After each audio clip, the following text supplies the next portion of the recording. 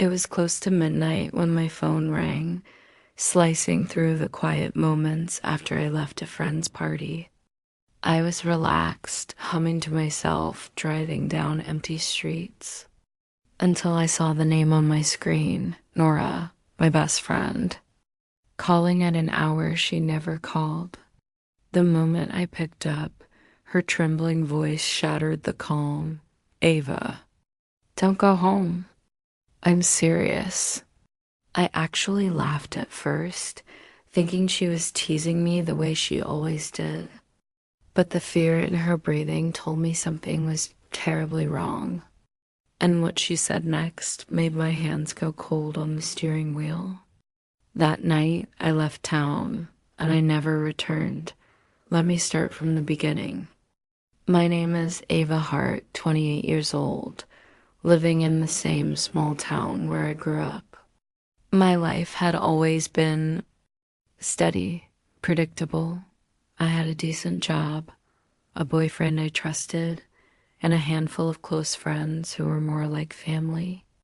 Nothing extraordinary, nothing dramatic. Just a quiet life, or so I believed until everything shattered that night.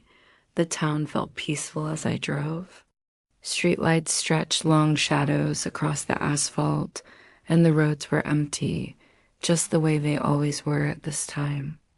I was still smiling from the party, feeling warm from the laughter and the light conversations. The night had been gentle, and I was ready to curl up in bed. But then my phone buzzed again. And it was Nora. We'd been best friends since high school. She noticed danger long before I did. She was protective, sometimes overly so, but never wrong. Except now, she didn't just sound protective. She sounded terrified. When I answered, I expected her to joke or ask if I got home safely. Instead, her voice cracked. Ava, please, just listen to me. Do not go home tonight. My heart beat a little faster. I forced a laugh. Nora, what's going on? I'm fine. I'm just tired, that's all. But she didn't laugh. She didn't even breathe for a second. I saw him again. She whispered that my smile disappeared instantly. Saw who? That man. The one from the park I told you about last year. He's been following you, Ava. I saw him outside your apartment tonight. Her words hit me like ice water. Months ago, she'd told me about a strange man who lingered near the park where I usually walked, always watching, always silent. I brushed it off back then, thinking she was just imagining things. But now, her voice was breaking. What do you mean he's near my place? I asked softly, trying to keep myself calm, even as fear crawled across my skin. I don't know why, she said shakily, but he was standing across from your building, just staring. I looked out at the quiet road ahead of me, expecting to see nothing at all, and seeing exactly that made my unease worse. My apartment had always felt safe. My neighborhood was quiet, predictable. Nothing bad ever happened there, but now the shadows felt deeper, colder, wrong. Are you sure? I whispered, already knowing the answer. I wouldn't call you like this if I wasn't, Nora said. Something is wrong. Please trust me. Don't go back there. I wanted to dismiss it. I wanted to believe she was overreacting, but the steady panic in her voice wouldn't leave my mind. By the time I reached the street that led to my apartment, my chest felt tight. Every streetlight looked dimmer. Every corner looked unfamiliar. I tried to convince myself I was imagining things, that nothing was actually wrong. You're fine, Ava. Just go home. Go to sleep. But the fear didn't loosen its grip. I turned into the parking lot and let the engine idle for a moment. Everything looked normal, too normal. The cars were parked where they always were. The building lights glowed softly. Nothing seemed out of place, and yet something in the air felt different. I stepped out of my car slowly, locking the door behind me. Even the click of the lock echoed too loudly. As I walked toward the entrance, my hands trembled slightly when I reached for my keys. Then I froze. Out of the corner of my eye, a shadow shifted near the far side of the building. A tall figure still, silent, barely visible, but unmistakably, their dot my heart slammed against my ribs. And in that moment, I finally understood why Nora had been afraid. Was I imagining things? That question echoed through my head as I stared into the spot where I swore something had moved. My pulse thudded painfully in my ears, but the shadows in the parking lot remained still and silent, as if mocking me. It's nothing. Eva, I whispered to myself, forcing a shaky breath. You're just tired. You're freaking yourself out over nothing. But the longer I stood there, frozen between my car and the entrance to my building, the heavier the air felt around me, like unseen eyes were tracing every move I made. That prickling, suffocating sense of being watched clung to my skin, refusing to fade. I finally pushed open the building door.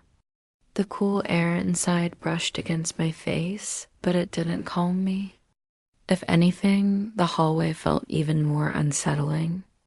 Dim lights flickered weakly overhead, stretching shadows along the walls like long, reaching fingers dot with each step. The feeling of someone right behind me grew stronger, my heartbeat quickened. My walk turned into a hurried stride. The silence swallowed every sound I made, amplifying the soft thump of my shoes against the floor. When I reached my apartment door, I fumbled with my keys and slipped inside quickly. But even after locking the door behind me, I couldn't shake the feeling that the danger wasn't outside. It was closer. Maybe too close. The apartment looked the same. The couch, the small kitchen, the familiar framed photos on the wall. But it didn't feel like home tonight.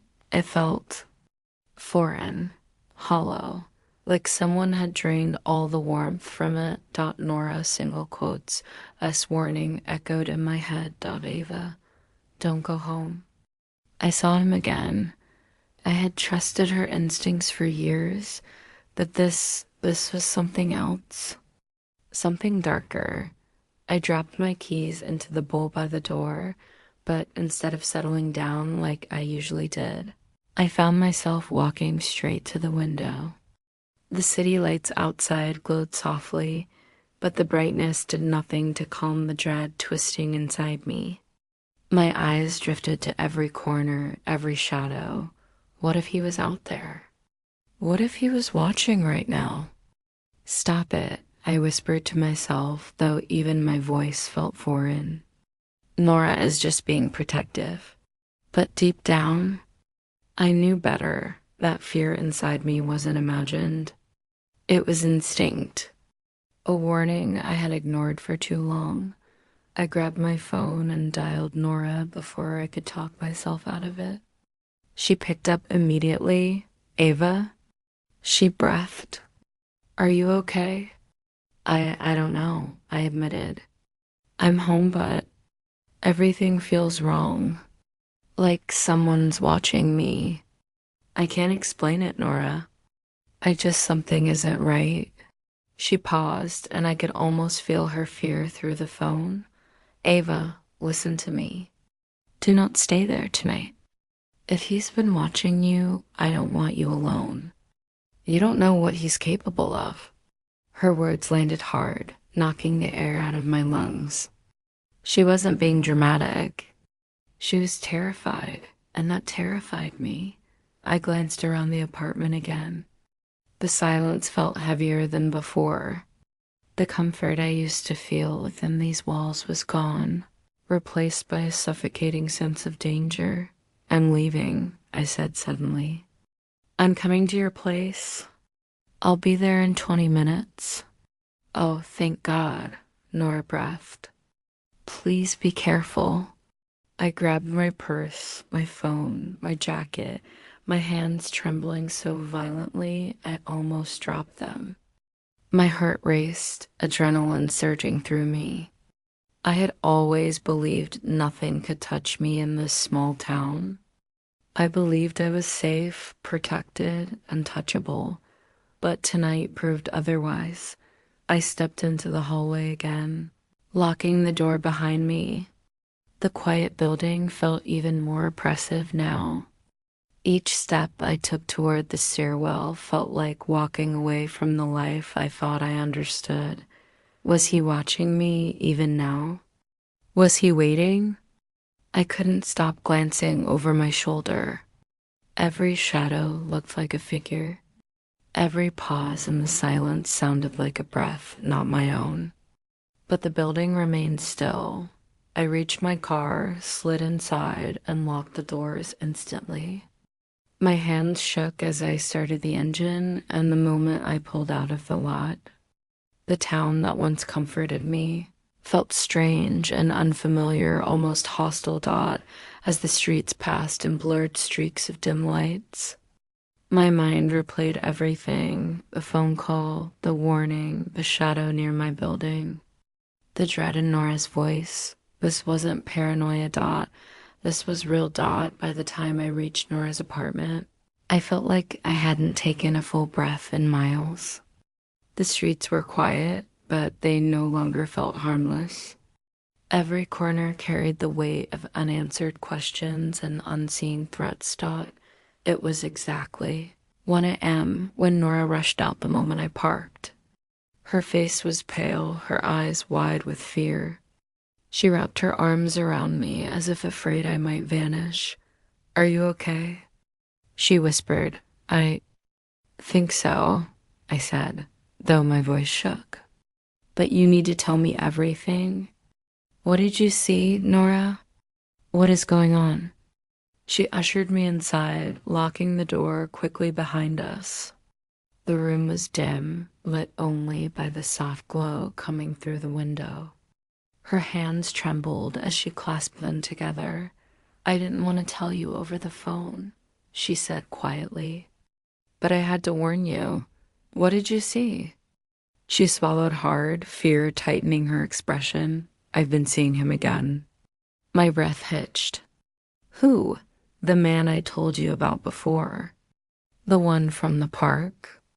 The one who watches you. Her voice cracked. And suddenly, everything clicked together in the most terrifying way. I stared at her, unable to breathe.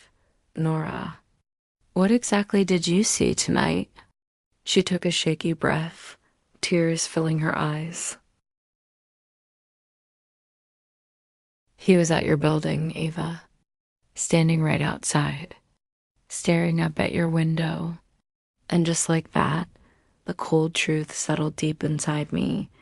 I wasn't imagining anything, It felt unreal. Like I'd been dragged into the middle of some psychological thriller. Yet there I was, sitting in Harper's dimly lit apartment, trying to make sense of a nightmare I had never wanted to acknowledge. My thoughts were scattered, my nerves burning, and the only thing I knew for sure was that I needed answers. Real answers. I had to go back, Harper said quietly, pulling me back into the moment. I watched him from across the street. He didn't see me, but he was staring up at your window, just standing there, like he was waiting for something. Her words hit my chest like a hammer. I felt my breath catch, the air suddenly too thick to swallow. He left after a few minutes. She continued, her voice trembling, but I swear, Maya, he knew you were home. A cold chill crawled up my spine. Someone had been watching me, watching the lights in my apartment, watching my movements, waiting. How had I been so unaware? How had I missed the signals that now seemed so painfully obvious? But why didn't you call the police? I asked, my voice cracking under the weight of fear. Harper lowered her gaze to her hands. I thought I could handle it. I kept telling myself I was overthinking things. But then tonight, I saw him again. My heart dropped. At the cafe, she whispered. He was sitting a few tables away, just staring. When I left, he followed me, not close enough to draw attention, just close enough to let me know he was there. I had to lose him before I came here. A sharp, electric fear shot through me.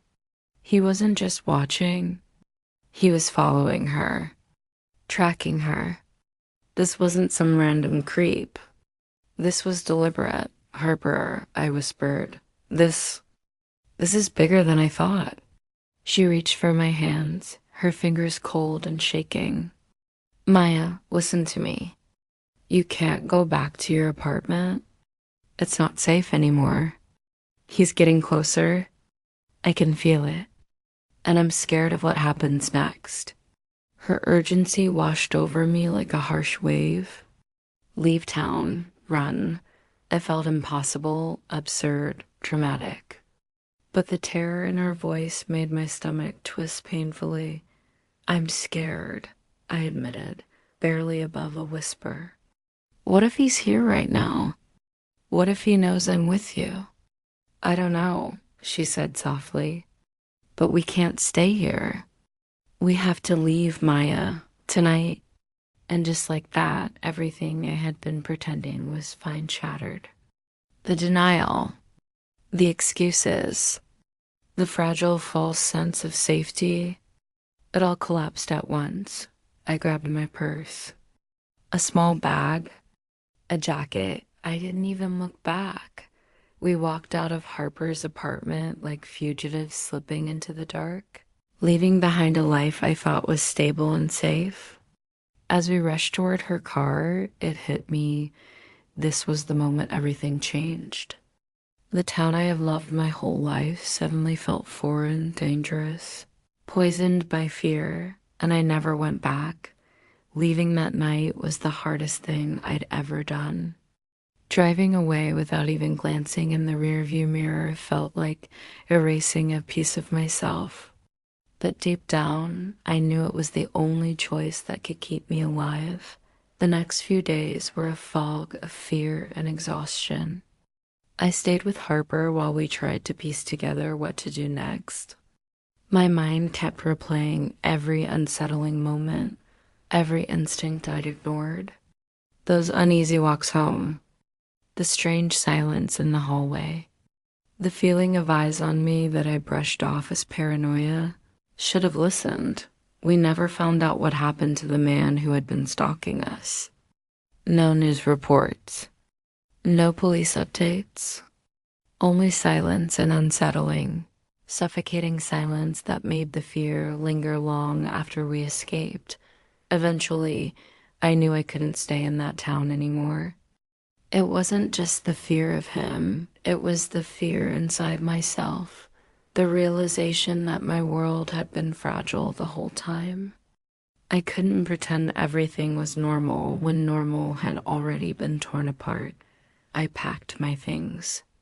Told Harper my decision. She understood, even though worry clouded her eyes. I moved to a small apartment in another city far enough to breathe, to think, to exist without constantly checking over my shoulder. The first months were hard. I felt like a stranger in my own life. Lost, anxious, always expecting danger around every corner, but slowly one day at a time, the fear loosened its grip. Started to breathe again. I talked to Harper often, but I never stepped foot back in that town. It didn't feel like home anymore. It felt like a life I'd outgrown in the worst possible way. Over time, I realized leaving wasn't running away. It was reclaiming control. It was choosing myself. It was accepting that sometimes the only path forward is the one that forces you to walk away from everything familiar. I learned painfully that ignoring my instincts had almost led me into disaster, that trusting the people who care about me could save my life, and that safety isn't only about locked doors, it's about emotional peace, confidence, and the ability to trust your own intuition. Months later, as I rebuilt my life piece by piece, I finally understood the truth. Sometimes you have to leave everything behind to survive. And that's okay. It's part of healing. It's how I found myself again. Top of form, bottom of form.